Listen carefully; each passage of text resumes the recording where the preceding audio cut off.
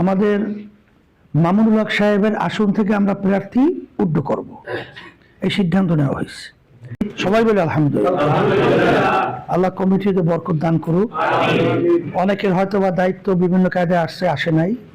ইসলামী সংগঠনের নিয়ম হলো পরামর্শ ভিত্তিক যেভাবে দায়িত্ব আসবে আলহামদুলিল্লাহ বলতে হবে। দায়িত্ব যেভাবে রাখা হয়েছে না আসলেও আলহামদুলিল্লাহ। আমি নিয়ম অনুযায়ী আমার দায়িত্ব আমি পালন করব, সেইভাবে আমার মন তৈরি করতে হবে। দায়িত্ব পাইলাম না এই জন্য আমার মন খারাপ, বা অনেকে আমার চেয়ে উপরে গেল, অনেকে আবার নিচে গেল, এটা কিন্তু দুনিয়ামুখী রাজনীতি দলের একটা চরিত্র। এই চরিত্র আমাদের ভিতরে থাকতে পারবে না। আজকে একটা উদাহরণ দেই। আমাদের মামুনুল হক সাহেবের আসন থেকে আমরা প্রার্থী উদ্ধ করব, এই সিদ্ধান্ত নেওয়া হয়েছে। তো ওখানে আমাদের যে প্রার্থী ইঞ্জিনিয়ার মুরাদ সাহেব, সে কিন্তু অনেক আগ থেকে অনেক টাকা পয়সা খরচ করছে, অনেক কাজ করছে। আমাদের অবস্থান ওখানে কিন্তু ভালো একটা মজবুত। সেখানে কেন্দ্র থেকে আমাকে বলছে যে দেশীয়ভাবে ইসলামের পক্ষে, ইসলামী আন্দোলনের পক্ষে একটা ভাবমূর্তি বাড়ার জন্যে যদি এই সিদ্ধান্তটা নেওয়া হয় ভালো হবে। তা আমি চিন্তা করছি ওর কাছে কথা বললে এই মুহূর্তে ও কেমন ব্যাপারটা কি বলে না বলে, একটা চিন্তার বিষয় না।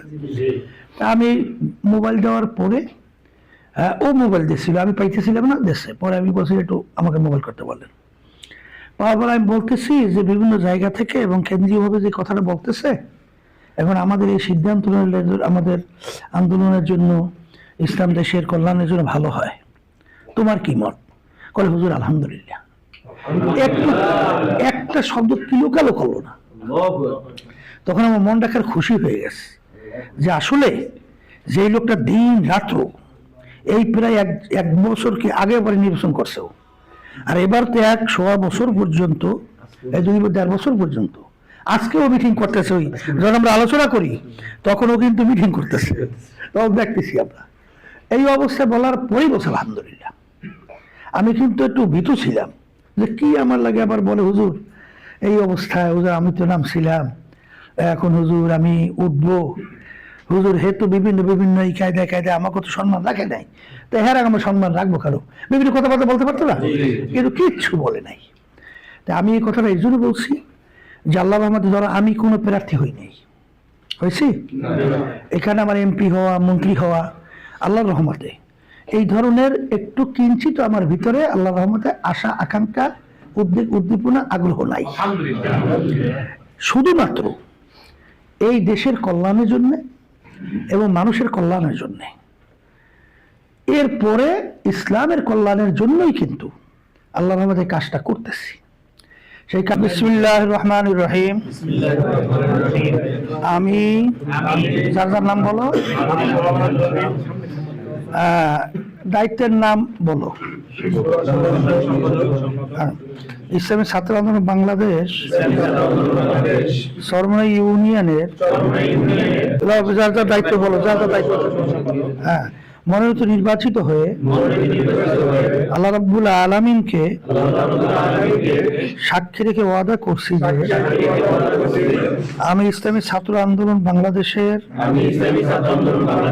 মূল লক্ষ্য হাসিল কর্মসূচি বাস্তবায়নে সর্বাত্মক প্রচেষ্টা চালানোকেই আমার জীবনের সর্বপ্রধান কর্তব্য বলে মনে করব। আমি ইসলামী ছাত্র আন্দোলন বাংলাদেশের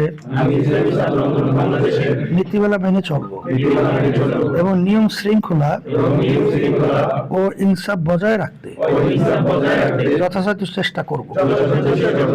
আমার উপর অর্পিত দায়িত্ব আমানত যথাযথভাবে পালন করব। আমি দেশে ইসলামী শাসন প্রতিষ্ঠা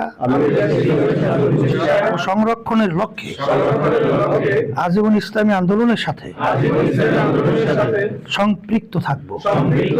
আল্লাহ তাআলা আমাকে ওয়াদা পালনের তৌফিক দান করুন। আমিন।